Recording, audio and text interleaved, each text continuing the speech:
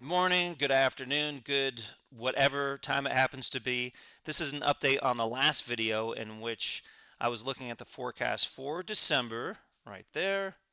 And we're, of course, looking at the precipitation anomaly forecast for the regions of Missouri, Arkansas, southern Illinois, western Tennessee, and northern Mississippi. Here is what that area looks like on a map. One of the reasons I'm picking this area is because of drought. In fact, if I sort of poorly draw a box around that area, you could see there is a decent amount of drought in parts of this region. When we look at the monthly forecast for December from the NMME, the most recent October forecast shows that the NMME came in around normal with its December forecast for precipitation, and the European came in below normal. The CFS updates every day, which is why you see the long continuous blue line. And over the past week and over the past several days, you could see the CFS has really been trending below normal for that December precipitation forecast. I should point out that once we get beyond about mid-October, which we are at this point, we start to get information on another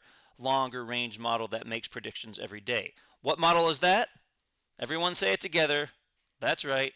It's the European weeklies. The European weeklies go out about 46 days into the future, so we're not going to get an entire idea of December right now, but at this point they will go out to about December 10th. This is from the weather site Weather Bell, and now we're looking at the precipitation anomaly forecast for basically the first week of December, and you can see the little dry patches around parts of Arkansas, Tennessee hint that this is leaning below normal for at least the first part of December, but it doesn't go out to all of December at this point. So let's slide this 7-day anomaly precipitation forecast out as far as it will go. So we're going to click through, and now, whoops, there we go. So now we are out to December 10th. So now we're basically looking at December 3rd through December 10th, and it's still leaning around to slightly below normal. To focus on the area, I will poorly draw a box generally around the area that we're focusing on. So to summarize, the European weeklies for basically the first 10 days of December are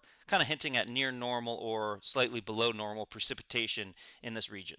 At some point, I'll put together hopefully some calculations where I can actually back test and analyze the skill over the years of the CFS.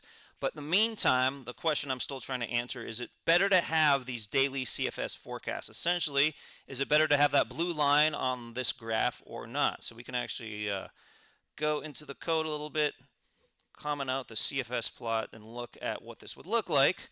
I think this is going to be cosmetically a bit ugly, but this is what kind of our forecast trend would look like without that CFS daily forecast. Not taking into account forecast accuracy or anything like that. I think cosmetically it just looks a little better when you have that blue line on the graph to center everything. So in the meantime, I'll just kind of leave up this graph. Thanks for watching, and I'll be back with more updates in the coming weeks.